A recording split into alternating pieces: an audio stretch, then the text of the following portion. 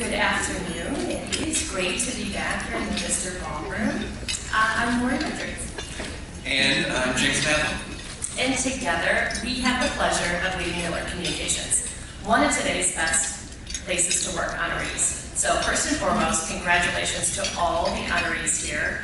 Each of you has your own unique story that's earned you your spot here today, and we look forward to hearing them with special sauce, as we just heard, and learning more about great workplace culture from each of you.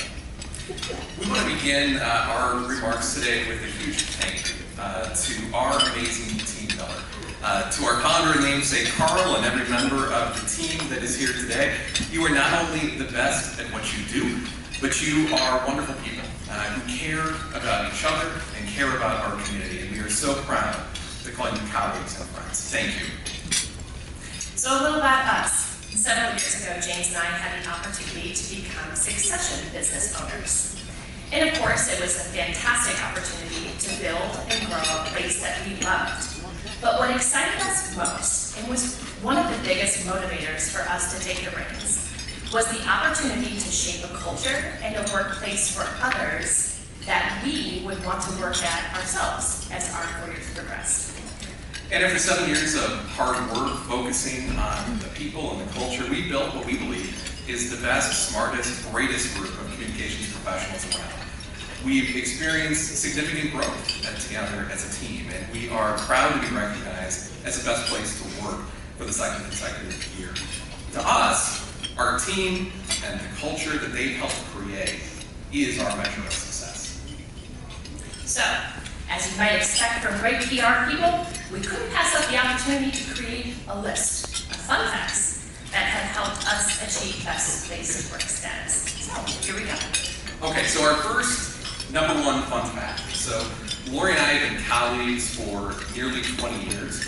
We have been partners for a little more than 7, but our connection goes much deeper. And for those of you that aren't aware of these fun facts, remarkably, Lori and I were both born on the same day, November 25th. We share a wedding anniversary, November 4th, and perhaps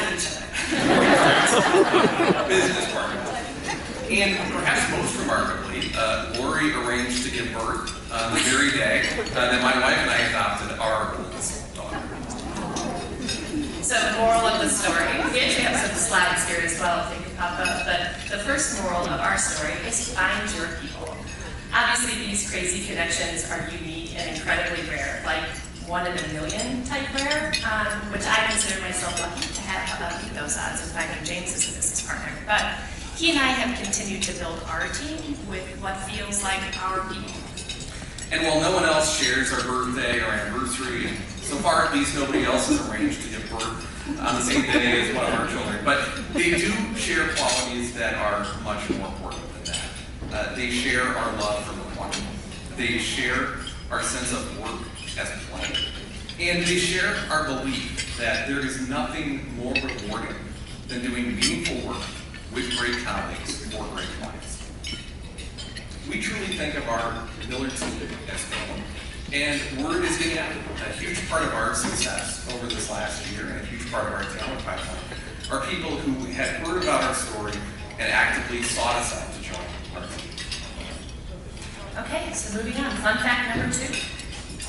More than 80% of our team at Miller Communications is women, which is significantly more than the average U.S. company, as you all may know from working in business. It's true that this presents James a very eager audience for his dad jokes, but more importantly, it reflects how our culture prioritizes family. So next slide, please. So, moral of the story, prioritize family, purposefully, intentionally. Both Lori and I are parents of young kids and share the belief that being successful at home as partners and as parents is a far more important driver of our long-term happiness than anything that we can do at work. We also believe, though, that both are important and that home success depends in part on work success. And so we committed to each other from the beginning that we would create a workplace together that truly supports both personal and professional success, and that recognizes that what a team member may need to feel successful at home and at work changes over time as their life changes. We know that feeling supported in our personal lives can be key to success in our professional lives. So we personally try to walk the walk by taking time off for our kids' conferences, putting doctor's appointments on the calendar so everyone can see, coaching our own kids in their athletic or other pursuits, as well as bringing our kids into the office, which you can see here from the slides as well, so our family can share in our work experience too. We believe modeling this behavior among firm leadership at the very top levels has helped to create an environment where others feel like they can share in this knowledge too, guilt-free. Okay. On to fun fact number 3. 10% of our team ran hurdles in college. And as you might have guessed, I was not. But if you're doing the math at home, you'll recognize that we have nearly as many collegiate hurdlers in the office as we have. And we don't just have accomplished athletes. If you move on to the next slide, please. We have accomplished musicians, talented artists, incredible writers, overachievers of all sorts. So moral of the story, great competitors and high achievers make great teammates if you can channel the competitive fire in the right direction. So we are very intentional about setting expectations around competition in the office. We love to compete and win on behalf of our clients every day outside of our office walls. And for many years, we have closed our weekly staff meeting with Carl's mantra, "Let's go get 'em," which is a testament to our competitive skill to win on behalf of our clients. But inside our walls, inside the office, we are one. We don't compete against each other. We support and we care for each other, always. And we reinforce this by setting up a growth and promotion system that's based upon accomplishing goals and mastering skills, not about waiting for a spot to open up or throwing elbows to vie for an open position. Each member of our team is assigned a mentor who helps guide her or him on their professional growth journey, and each member is reviewed by James and I personally each year. Our team takes on supporting one another with the same vigor that you expect from top athletes. And that makes us really proud. Okay, moving on, last fun fact. In civic service for a client at Miller, it would be among our largest. On average, we donate nearly 1,500 hours each year for pro bono service to nonprofits in our community. So, why is this such a priority for us? And as a small business, how can we justify donating that level of time and resource? Well, first and foremost for us, we just believe it's the right thing to do. So moral of the story for fun fact number 4, do the right thing. It is our first principle at Miller, and over the years, we've shaped the firm around the belief that the work that we do should be a force for good in our community. We love this city, and we love the fact that we get to support clients every day that are making a difference.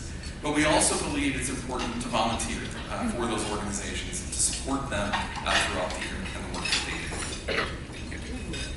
We also know that community engagement work is an investment that pays off, not only for our community, but for our agency as well. Our team members love that they can get additional paid time to support organizations that they love that are making a difference in our community. And last year, in recognition of the events of 2020, we expanded our civic engagement policy, doubling the number of hours that are allocated to each team member to contribute and volunteer in the community.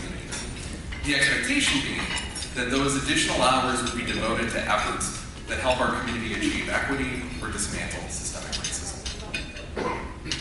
So, the morals of our story and tenets of our culture are fairly simple. 1, attract people who are great at what they do.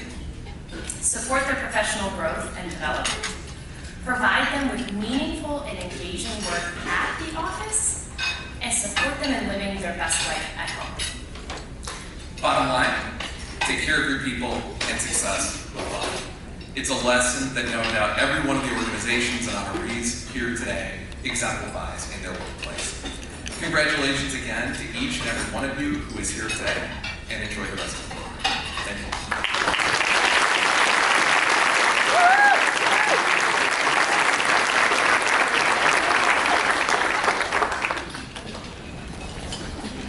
Thank you. Thank you so much to Lori and James, and congratulations to the entire Miller team.